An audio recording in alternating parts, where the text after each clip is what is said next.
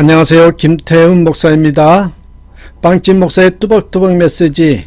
오늘은 창세기 묵상 두 번째, 창조의 원리는 무엇인가? 창조의 원리는 무엇인가?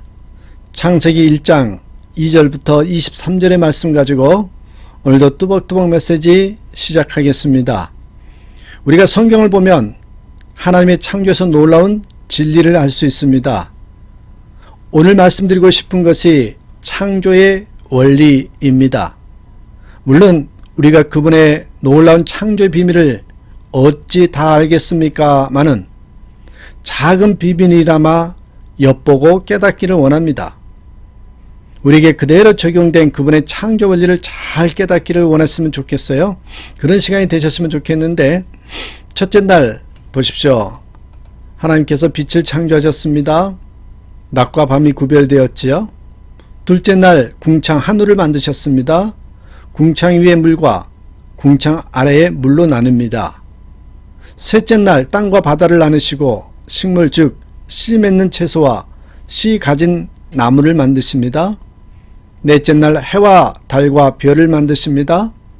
다섯째 날 물고기와 새들을 만드십니다. 그리고 여섯째 날 짐승과 가축과 마지막으로 사람을 만드시지요. 이런 하나님의 창조에는 분명한 원리가 있습니다. 창조하시는 것에 하나님의 기쁜 뜻이 있다는 것입니다. 하나님은 질서의 하나님이십니다. 그러므로 창조도 질서 속에 창조되었습니다. 집을 지을 때 지붕부터 짓는 사람이 없듯이 창조에는 하나님의 뜻이 담겨져 있습니다. 자, 그렇다면 창조의 원리 몇 가지만 보겠습니다. 첫 번째는 고등성입니다. 무슨 말일까요? 창조의 질서는 나중으로 갈수록 고등성이 있습니다. 빛, 궁창, 땅, 바다는 무생물입니다. 식물은 생물체입니다. 무생물을 먼저 만드시고 나중에 생명체를 만드셨습니다. 또 생명체 가운데 식물을 가장 먼저 만들었습니다. 그리고 물고기, 새, 동물, 사람의 순으로 만드십니다. 가장 먼저 만든 식물이 가장 넓은 곳을 차지합니다. 그리고 물고기, 새, 동물, 사람의 순으로 이 피라미드를 형성하고 있습니다. 그런데 식물을 가장 먼저 만들었는데 식물은 살아있기는 하지만 움직이지는 못합니다. 그런데 물고기는 살아있으면서 움직이죠. 그래서 식물보다도 물고기가 더 영리합니다. 또 물고기보다는 새가 더 발전한 상태입니다. 그래서 물고기보다 새가 더 영리합니다. 물고기가 새를 잡아먹지 않고 새가 물고기를 잡아먹습니다. 동물은 새를 잡고 물고기를 잡습니다. 식물도 먹습니다. 자, 사람은 모든 것을 다 잡아먹습니다. 그러므로 하나님의 창조 질서는 나중으로 갈수록 고등성이 있습니다. 식물을 물고기가 이기고 먹습니다. 물고기를 새가 이기고 먹습니다. 동물이 새를, 사람이 동물을 먹고 이기지요. 이러한 창조물들은 고등성의 순으로 창조하셨다는 것. 특히 사람의 경우를 보면요, 여자가 남자보다 나중에 창조되었습니다. 여자가 남자보다 나중에 창조되었다. 그래서 가장 고등한 존재는 여자다. 여자가 남자를 이긴다. 이 원리로 보시면 이해가 되시죠?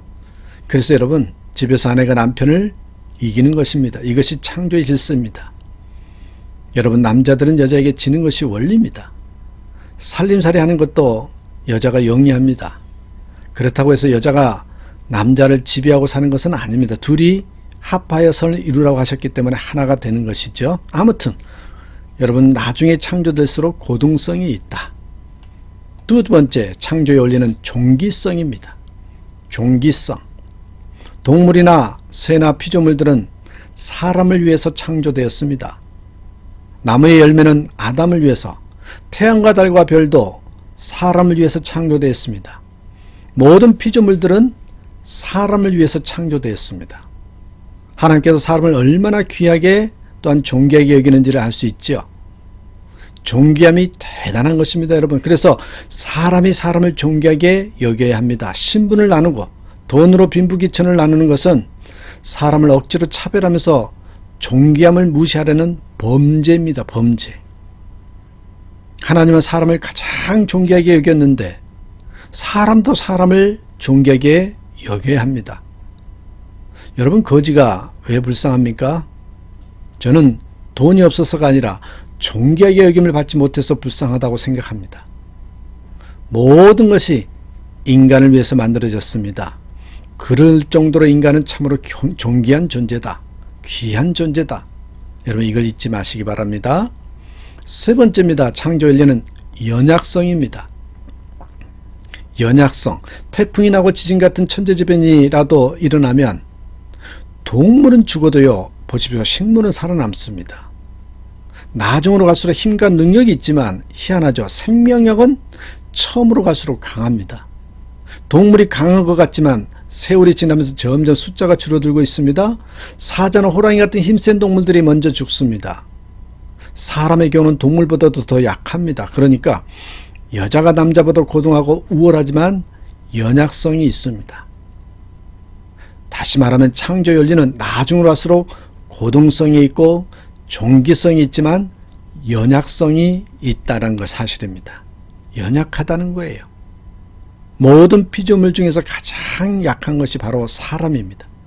가장 고등하고 존귀하지만 가장 연약합니다. 전염병이 한번 일어나면 많은 사람들이 죽어갑니다.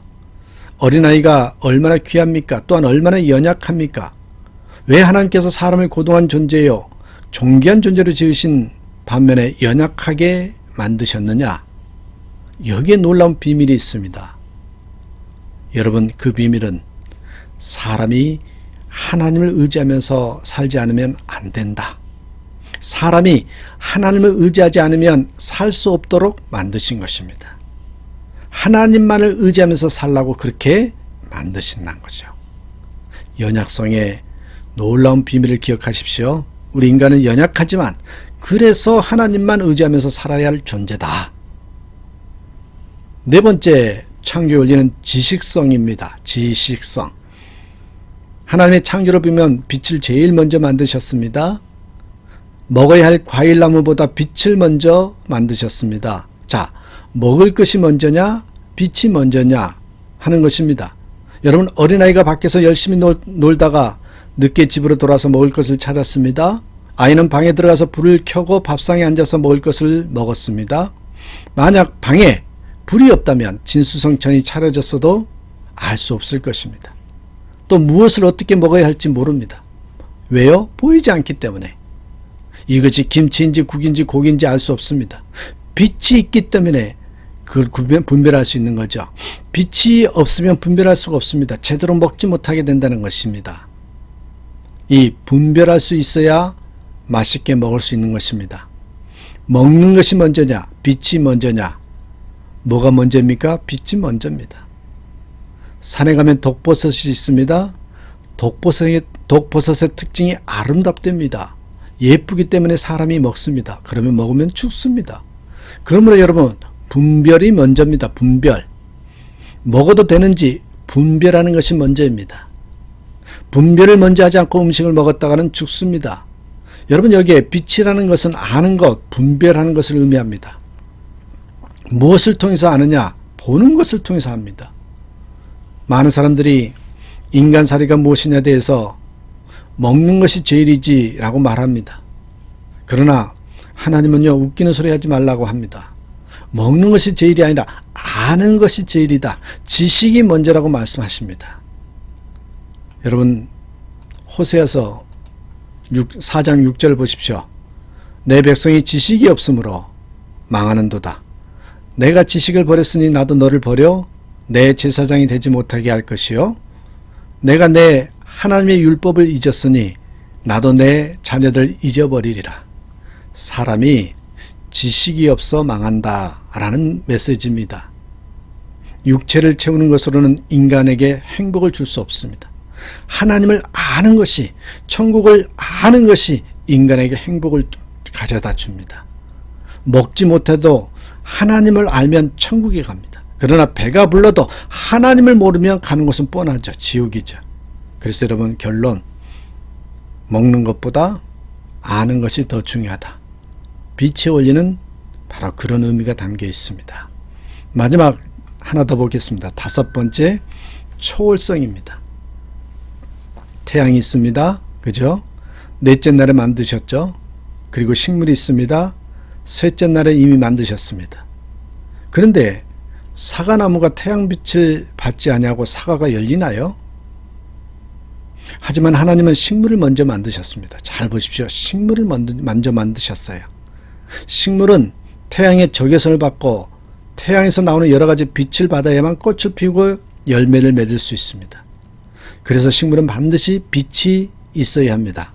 그렇다고 한다면 여러분, 창조 질서 가운데 태양을 먼저 만들고 식물을 만드는 것이 원칙입니다. 그런데 하나님은 창조 질서 가운데 이것을 뒤집었습니다. 첫째 날 만드신 빛이 꼭 영적인 의미의 빛만이 아니라 실제로 식물을 살게 하는 빛이라는 것입니다. 이 말은 태양이 없어도 식물을 먹을 수 있다는 메시지를 주시기 위함입니다. 어떤 사람이 목사를 찾아와서 저는 주의를 지키지 못합니다라고 말합니다. 가게 문을 닫을 수 없습니다. 가게가 우리의 생명줄입니다. 가게가 우리로 하여금 먹을 것을 가져다 줍니다. 가게가 우리의 태양입니다라고 말하는 거예요. 그런데 하나님은 가게 문을 닫아도 너는 식물을 먹을 수 있다. 가게 문을 닫아도 씨 맺는 채소와 씨 가진 나무를 먹을 수 있다. 하나님은 태양을 초월하셔서 역사하신다 라고 말씀하십니다. 하나님에게는 초월성이 있습니다. 그래서 이 초월성으로 인간의 연약성을 대치시키십니다. 너무 연약한 인간 아닙니까? 그래서 기적으로 초월성으로 인간의 연약성을 채워 나가십니다. 우리가 연약하여 하나님께 기도하면 하나님의 초월성으로 인간의 연약성을 극복할 수 있도록 하십니다. 사실 창조는 처음부터 끝까지 하나님의 능력, 하나님의 기적이지 않습니까? 창세기는 온통 하나님의 초월적인 능력에 대한 기록입니다. 성경은 사람이 세상 상식으로 사는 것이 아니라 하나님을 아는 믿음으로 하나님의 초월적인 능력으로 사는 것이라고 말하는 책이 바로 성경입니다. 태양이 없어도 사과를 먹을 수 있다. 돈 없이도 행복할 수 있다. 말씀을 정리하겠습니다. 식물인 사과나무가 있고 물고기인 잉어가 있습니다. 잉어가 창조될 때 사과나무가 보았습니다. 또 하늘을 나는 참새들을 창조하셨을 때 잉어가 보았습니다. 먼저 창조되어 있기 때문에. 그러나 나중에 창조된 것은 먼저 창조된 것을 보지 못했습니다. 마지막으로 사람이 창조되었을 때 수많은 피조물들이 사람이 창조된 것을 보았습니다. 먼저 창조된 것은 나중에 창조된 것을 다 보았습니다. 그 창조의 현장에 천사들도 함께하고 있었습니다. 그리고 이들은 사람이 창조될 때 하나님께 영광을 돌렸습니다. 모든 피조물들의 이목이 집중된 상태에서 사람이 창조된 것입니다. 하나님의 가장 존귀한 피조물이 창조되었도다 라고 말하면서 하나님께 영광을 돌렸습니다. 그런데 문제는 사람이 사과나무가 창조된 것을, 물고기가 만들어진 것을, 코끼리나 참새가 만들어졌을 때도 보지 못했습니다. 그런데도 사람이 하나님이 태양을 창조하셨네요? 나를 위해서 태양을 만드셨네요? 하나님이 나를 위해 사과나무도 만드셨네요? 이렇게 얘기를 합니다. 사람이 먼저 된 피조물들이 만들어진 것을 보지 못했는데도 어떻게 그것들이 만들어진 것을 알았느냐? 여러분, 영으로 안 것입니다. 영. 인간은 다른 피조물들이 물질로 만들어질 때 물질과 영으로 함께 만들어졌습니다. 그래서 육체의 눈으로 하나님이 만드신 세상을 본 것이 아니라 영의 눈으로 하나님이 만드신 세상을 본 것입니다. 사람이 육체의 눈으로만 사는 것이 아니라 영의 눈으로 세상을 보면서 살도록 하신 것입니다. 그러므로 사람은 영성으로 사는 존재입니다. 잊지 마십시오. 이만큼 사람이 소중하고 이렇게 귀한 존재라는 것을 잊지 마시고 영성을 가지고 특별히 영적인 존재를 더 발휘하면서 살아가는 저와 여러분의 삶이 되기를 주님의 이름으로 축복합니다. 오늘도 고백하겠습니다. 나는 예수님 때문에 행복합니다. 나는 예수님 안에 있어서 평화롭습니다. 평강이 넘친다고 고백하는 저와 여러분 되시기를 주님의 이름으로 부탁드립니다. 감사합니다.